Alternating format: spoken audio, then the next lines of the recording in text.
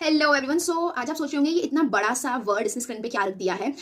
बिल्कुल आमिर खान ने जैसे 3 इडियट्स में एक बड़ा सा वर्ड बोर्ड पे लिख दिया था, बट उसमें सिर्फ 3 दोस्तों के नाम थे। ये एक्चुअली एक साइकोलॉजिकल टर्म है, ये किसी दोस्त से रिलेटेड नहीं है। आइए देखते हैं ये क्या है। It is called psycho neuro immunology.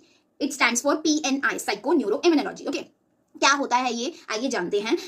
It is a study कि कैसे हमारे थॉट्स, हमारा बिहेवियर या फिर हमारे इमोशंस इन्फ्लुएंस करते हैं हमारे इम्यून सिस्टम को। ओ माय गॉड, ये कैसे हो सकता है कि 3 चीजें इसमें नाम से ही पता चल रहा है। Psycho neuro immunology, that means psycho means psychology और neuro means neuro science and immunology means immunology. तो साइकोलॉजी जो कि स्टडी करती है हमारे माइंड और बिहेवियर को, neuro science that focuses on the nervous system and immunology जो कि साइंस है हमारे इम्यून डिफेंसेस का। ठीक है, अब ये तीनों मिलकर क्या एक्सप्लोर कर रहे हैं, तीनों मिलकर एक्सप्लोर कर रहे हैं कि कैसे हमारी मेंटल और इमोशनल स्टेट्स अफेक्ट करते हैं हमारे फिजिकल हेल्थ को।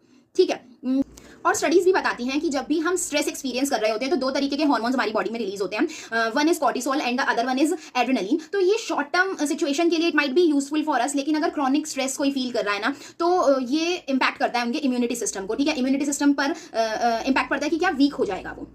इससे हम और डिसीजेज या इन्फेक्शंस फेस कर सकते हैं। जैसे मैं अगर आपको एक एग्जांपल दूं, कोरोना का टाइम था, इतना आसपास हम माहौल देख रहे थे कि सब बीमारी से जूझ रहे थे।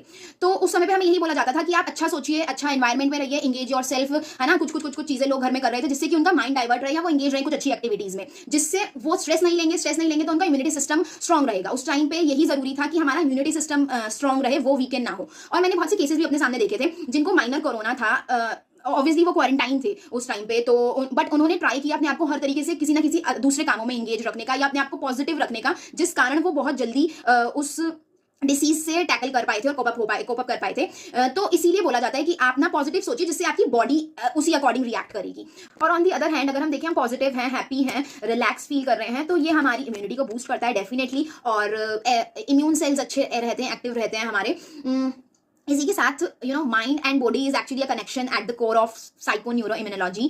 अगर हम अच्छा फील करेंगे तभी हमारी बॉडी भी अच्छा रिएक्ट करेगी। आप इन चीज़ों को कैसे प्रैक्टिस कर सकते हैं, आप माइंड मेडिटेशन कर सकते हैं, माइंडफुल योगा, और आप एक अच्छा क्वालिटी स्लीप ले सकते हैं, आप अच्छा हेल्दी खाना खा सकते हैं, आप एक अपनी रेगुलर फिजिकल एक्टिविटीज़ कर सकते हैं, आप कुछ अच्छे सोशल रिलेशनशिप्स बिल्ड कर सकते हैं। And if it is chronic you can take the help of therapist as well. इसमें कुछ बुरा नहीं है। अगर आपकी हेल्थ पर इंपैक्ट पड़ रहा है, आपकी मेंटल स्ट्रेस की बैंड बज रही है, तो you should take help of therapist as well, अगर आपको जरूरी लगता है तो।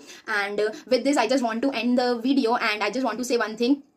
अगर हमारी बॉडी अच्छे से रहेगी तभी हम अच्छे से रह पाएंगे, and it is as important as taking care of your mental health just like your physical health. तो please just take care of yourself and